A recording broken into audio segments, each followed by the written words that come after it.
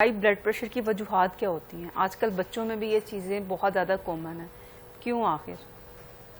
اچھا، اس میں جو بچوں میں ہوتی ہے نا وہ عام طور پر شریانوں کی کمزوری کی وجہ سے نہیں ہوتی.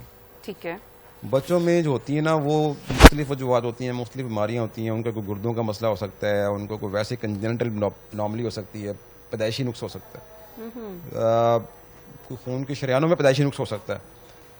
عام طور پر یہ بلڈ پریشر کی بیماری جو ہے نا یہ اولڈ ایج میں، جیسے جیسے ایج گزرتی ہے، جیسے میں نے کہا ایج سے بھی خون کی نالیاں کمزور ہوتی ہیں. تو یہ بیسیکلی آپ کی خون کی نالیاں کمزور ہو جاتی ہیں، اور جب خون کا پریشر بھی پھر آپ کا بڑھتا ہے، ان نالیوں پہ پڑتا ہے، تو وہ پھر اس سے ہائی بلڈ پریشر کہتے ہیں.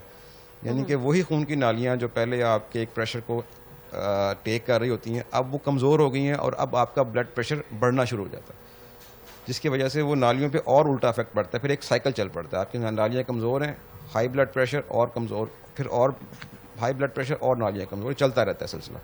تو اس لیے بلڈ پریشر کو کنٹرول کرنا بہت ضروری ہے.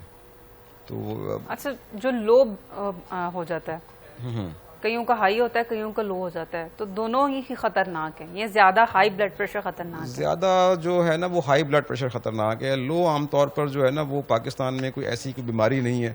یہ یوزلی لوگ کھانا پینا کم کھاتے ہیں، جیسے پانی کی کمی آپ کہہ لیں، پانی کی کمی سے بلڈ پریشر لو ہو جاتا ہے، تو یا کھانے کی کمی سے ہو جاتا ہے. عام طور پر لو بلڈ پریشر جو ہے نا وہ ان وجوہات کی بنا پر ہوتا ہے، کوئی میجر بیماری نہیں ہوتی. ہائی بلڈ پریشر سے آپ کو خطرناک قسم کی بیماریاں ہو سکتی ہیں. فالج ہو سکتا ہے، آپ کی خون کے شریانیں بند ہو سکتی ہیں، کلوٹ آ سکتا ہے بازو میں، ٹانگ میں، جسم کے کسی بھی حصے میں. اور ایسی صورت میں پھر آپ کا خدا نہ خواستہ بازو یا ٹانگ ضائع ہونے کے خطرے بھی ہوتے ہیں. تو اس لیے ہائی بلڈ پریشر بڑی خطرناک چیز ہے، اس کو سیریسلی لینا چاہیے.